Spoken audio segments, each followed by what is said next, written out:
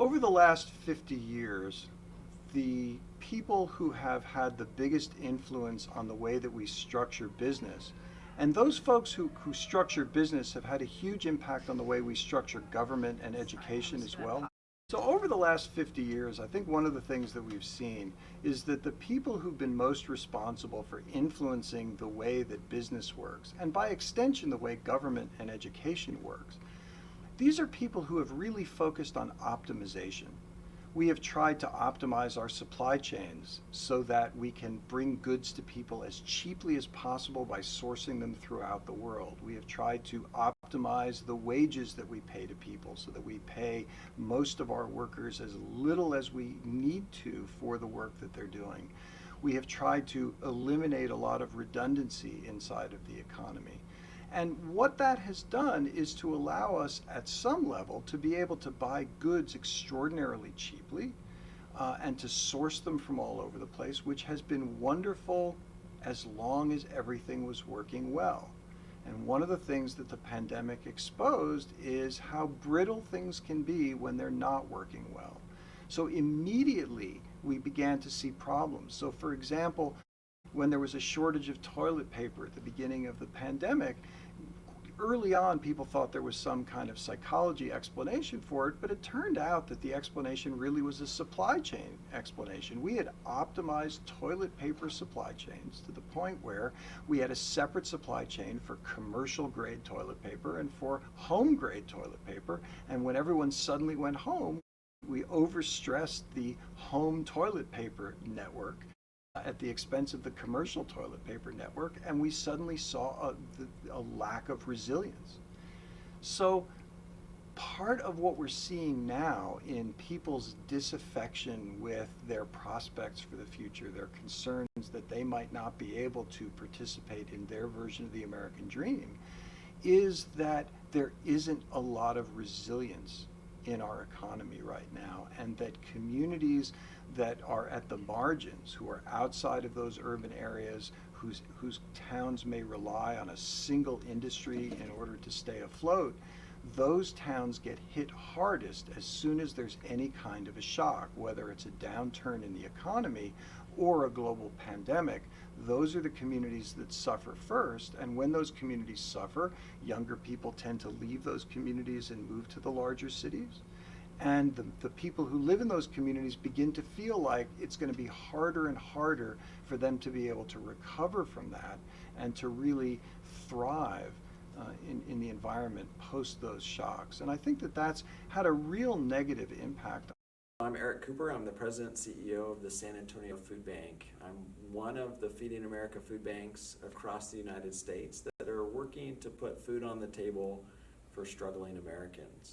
Back in April, when the pandemic was unraveling our economy and so much carnage of job loss and anxiety and stress, and our organization just trying to respond and trying to figure out the logistics, but setting up distribution sites that we knew would go from our normal work from the hundreds to the thousands, but we had no idea that 10,000 families, 10,000 cars, 50,000 people would be coming to ask for help. And the food supply needed to meet that, the volunteers, the logistics, the coordinations to ultimately be what we think was the largest mass distribution of food in America, and set us in a place where I think helped us understand the impact of this pandemic,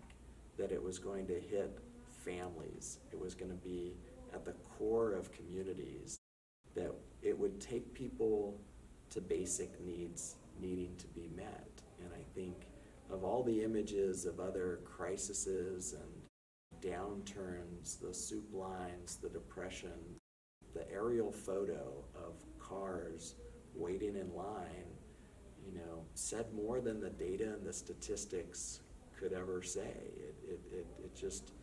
It reminded us that all of us have to eat, and our ability to put food on the table would be challenged in the pandemic. My name is Jeana. I'm a registered nurse, and now I work in critical care in an ICU.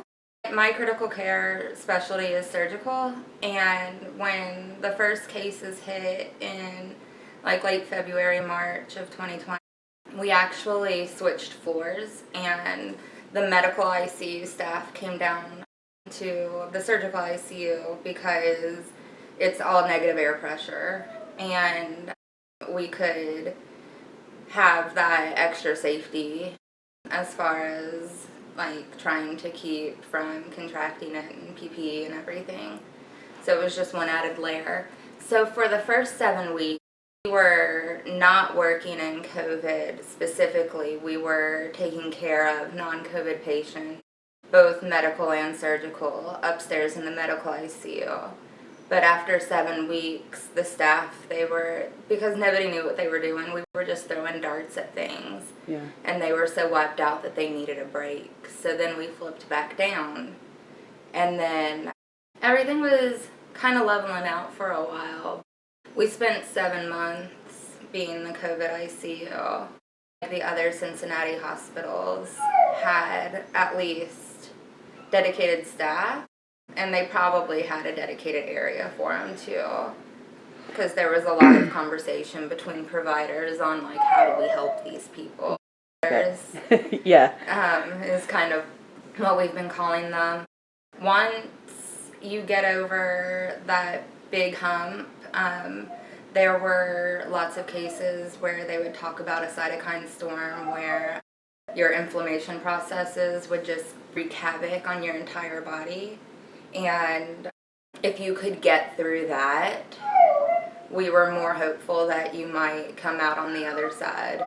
But as far as we're talking 3, 4, 6 months minimum for rehab, because a lot of times they were paralyzed for weeks on big metal beds that turn so that we could offload the lungs and help them try to heal better.